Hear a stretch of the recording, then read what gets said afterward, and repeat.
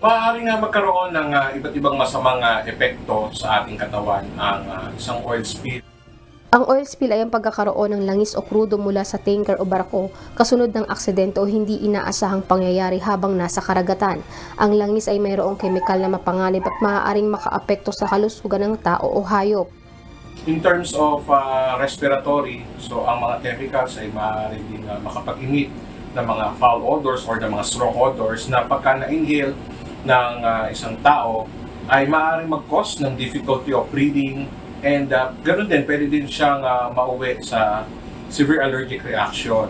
At maaari din mag-trigger sa mga meron ng pre-existing medical condition like asthma, sa mga may COPD, at saka sa iba't ibang mga sakit sa baga at saka sa balat. Yung exposure doon sa mga chemicals ay maaaring mag-trigger ng kanilang mga sakit.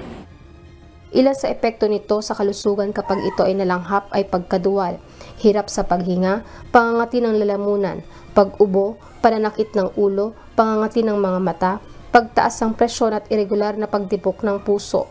Sakaling madikit naman sa balat ang tumagas sa langis, maaaring magdulot ito ng pangangati ng balat, pamamaltos, pagkasunog, namamalat at maaaring magdulot ng dermatitis. Pwedeng magkaroon tayo ng mga skin rashes, and maaari ding umabot sa point na pagka tayo ay nabuhusan, kaya natapunan tayo ng water na mayroong chemical, ay pwede tayo magkaroon ng severe allergic reaction na maaaring mauwi sa kamatay ng patient. At kung malunok ang tumagas sa langis, ilan sa nararamdaman ay pagsusuka, pagtatae, pananakit ng tiyan, pag-ubo. Sakaling magkaroon ng oil spill sa inyong lugar, narito ang ilan sa mga pwedeng gawin upang maiwasan ang masamang epekto nito sa kalusugan. Ilayo ang mga bata, matanda, buntis at mga may sakit sa baga, maging ng mga alagang hayop sa mga baybaying apektado ng oil spill.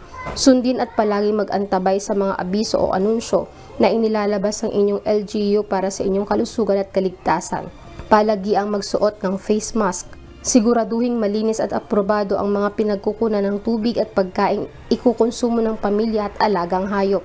Kung nalantad sa langis o tubig na kontaminado, hugasan agad ang parte ng katawan gamit ang sabon at malinis sa tubig. Magtungo agad sa inyong healthcare center o makipag-ugnayan sa inyong BHW kung nakararanas ng mga sintomas na nabanggit. Makabubuti rin kung iiwasan muna ang pangingisda sa apektadong bahagi ng karagatan, ang paglangoy, paliligo o paglalaba sa apektado ng oil spill. At huwag munang kumain ng mga lamang dagat dahil dapat muna itong masuri ng mga awtoridad kung ligtas kainin o ikonsumo. Lizel Nael, UNTV News and Rescue. Diyos ang aming sandigan, serbisyo publiko ang aming pinahahalagahan.